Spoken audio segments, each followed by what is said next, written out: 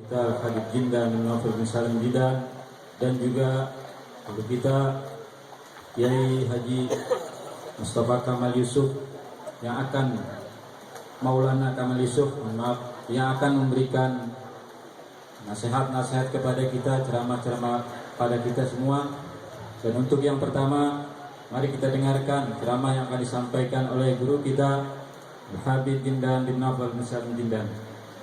Sallu ala Muhammad.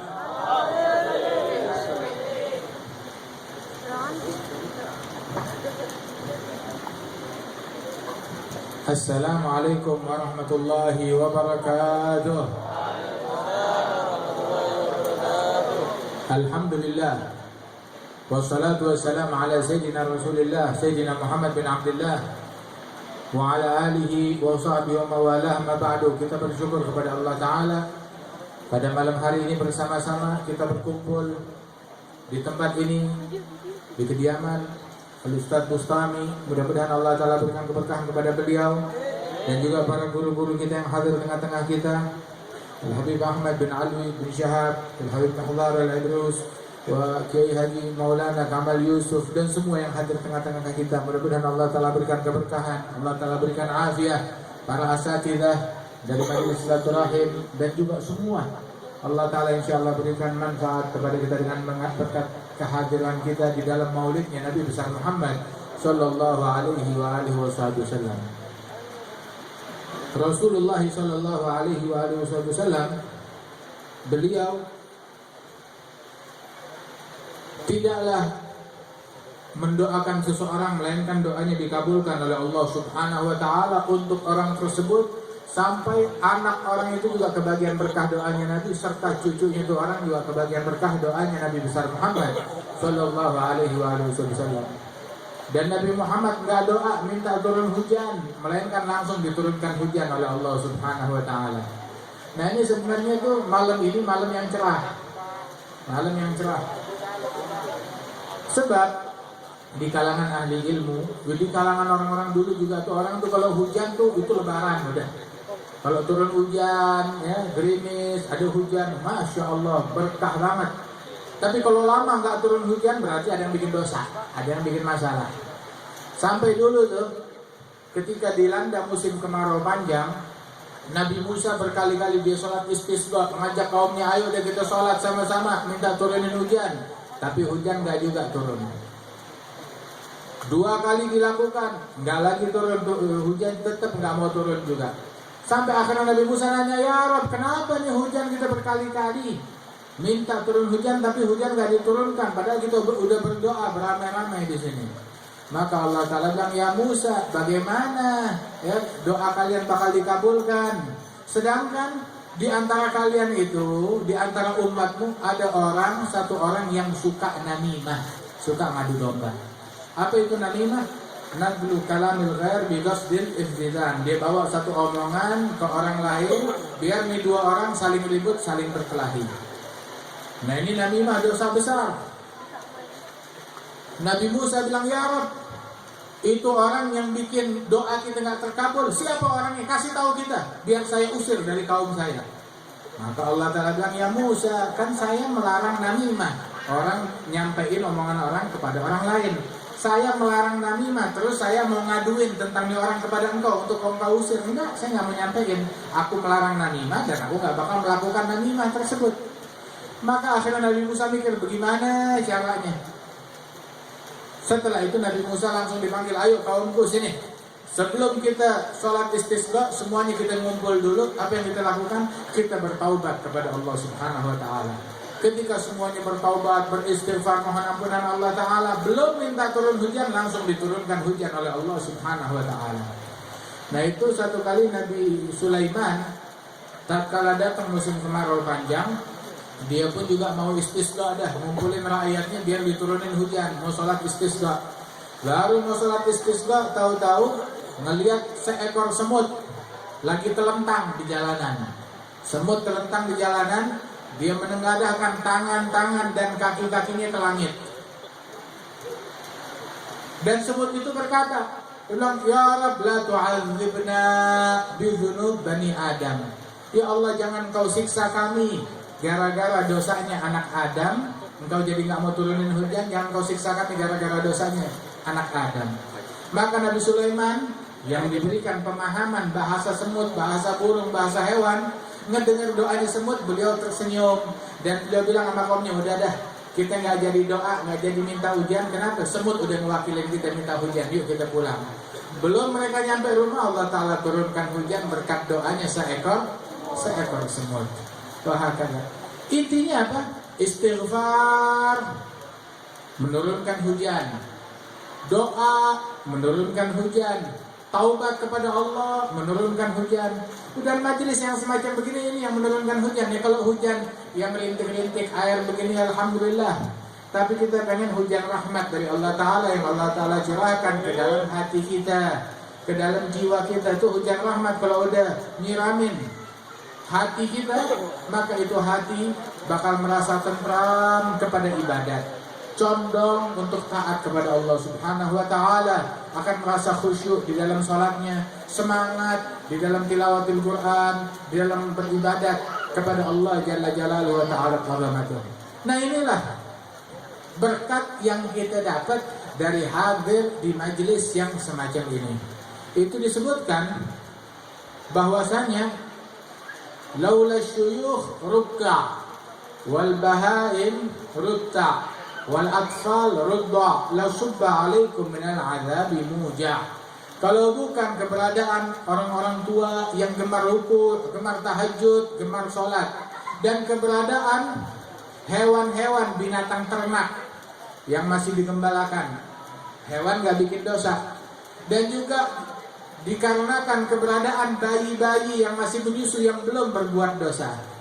Kalau bukan keberadaan mereka, niscaya Allah Ta'ala gak bakalan ragu-ragu untuk menurunkan azab kepada umat manusia ini.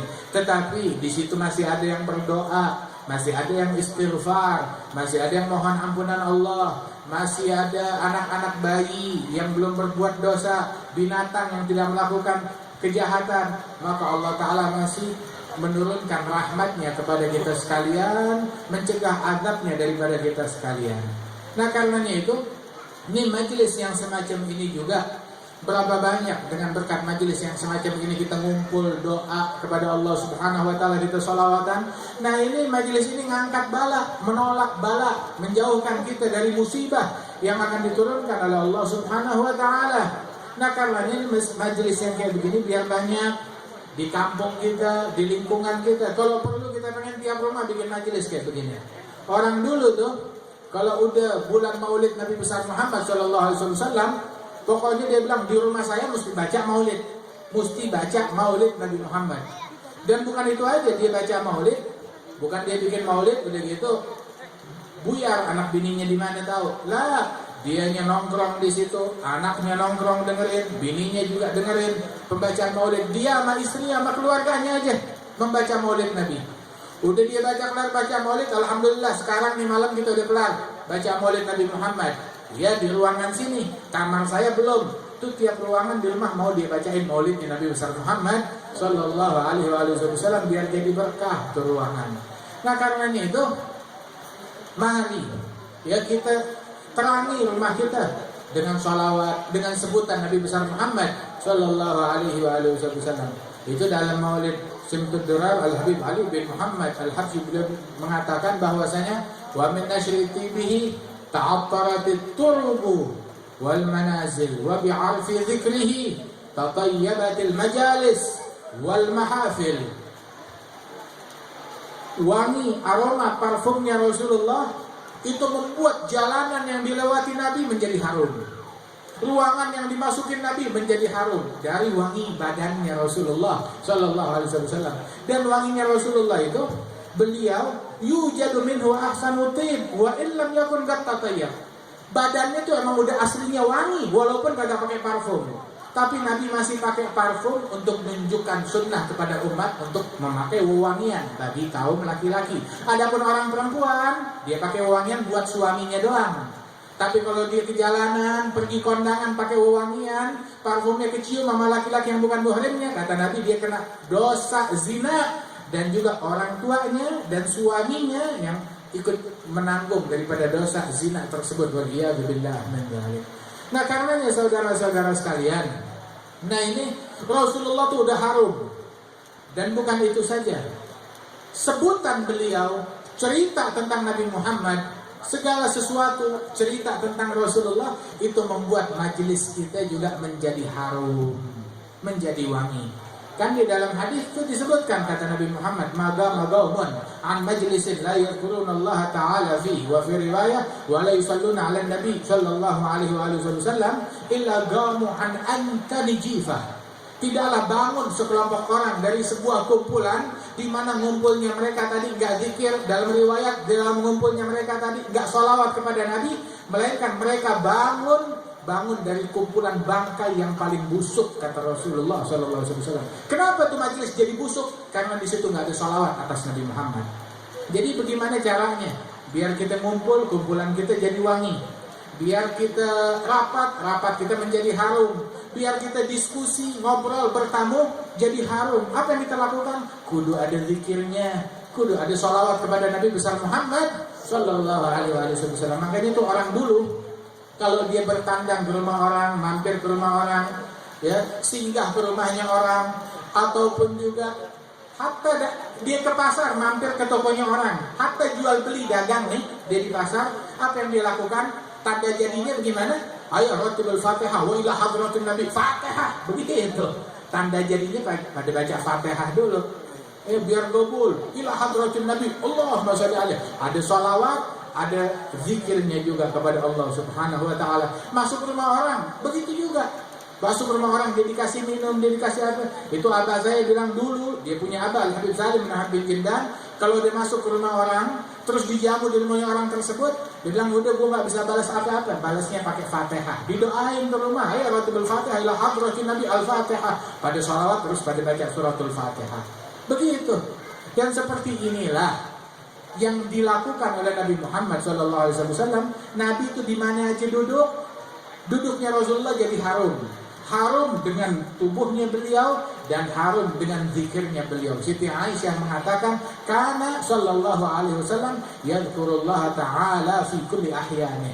Rasulullah tiap saatnya beliau selalu zikir kepada Allah Subhanahu wa taala. Tiap saat selalu zikir. Tiap saat selalu ingat kepada Allah Ta'ala. Hatta bangun di tengah malam, tak kalah ngendusin tengah malam, Rasulullah berzikir kepada Allah Subhanahu Wa Ta'ala.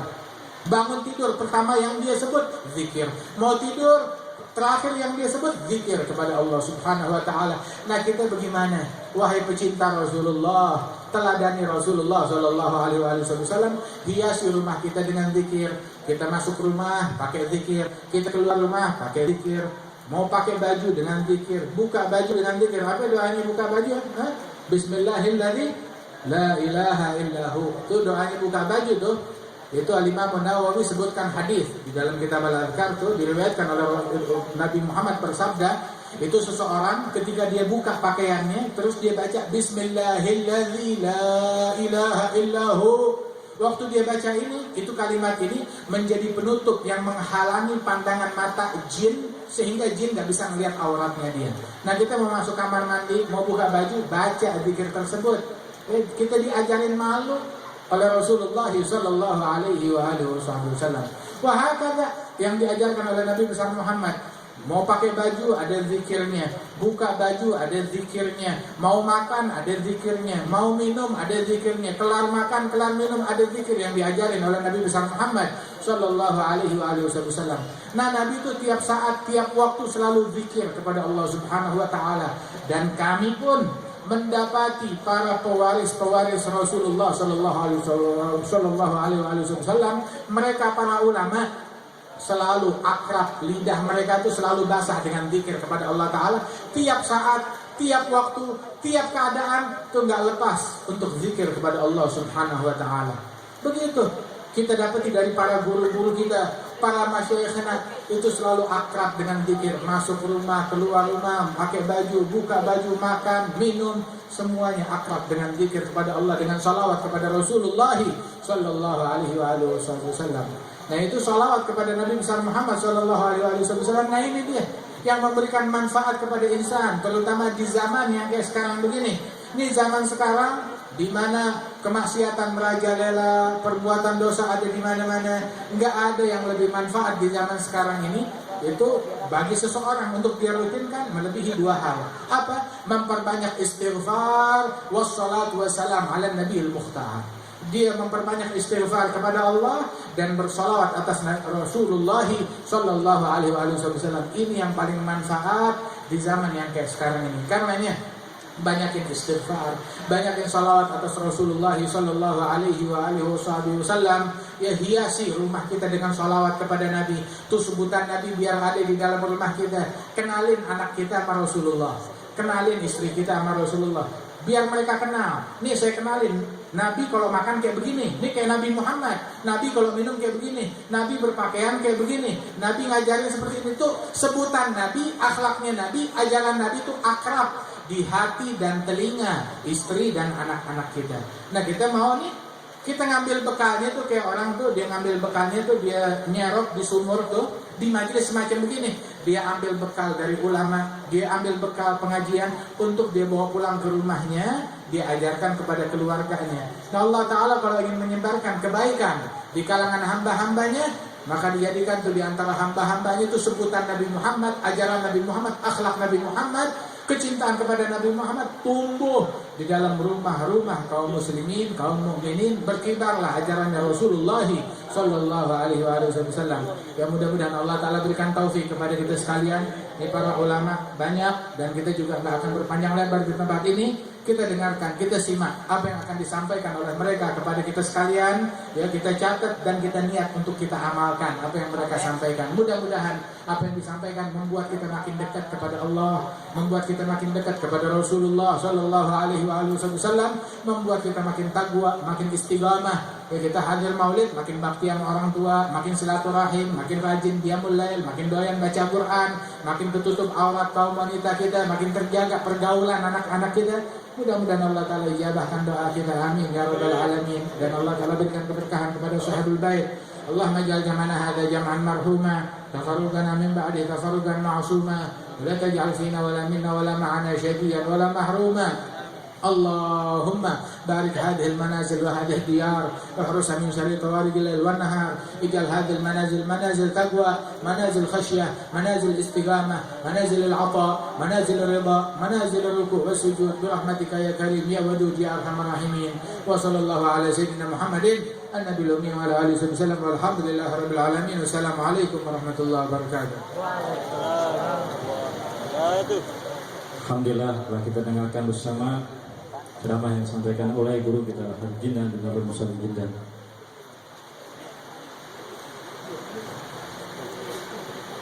Dan kami ucapkan selamat datang kepada Kiai Lutfi Jawawi yang telah hadir juga di tengah-tengah kita, yang nanti insya Allah akan memberikan ceramah kepada kita semua. Terus selanjutnya kita dengarkan ceramah yang kedua, yaitu yang disampaikan oleh Habib Bagir bin Sofa Al-Habsyi. Kepada beliau walaupun 10 menit kami persilahkan.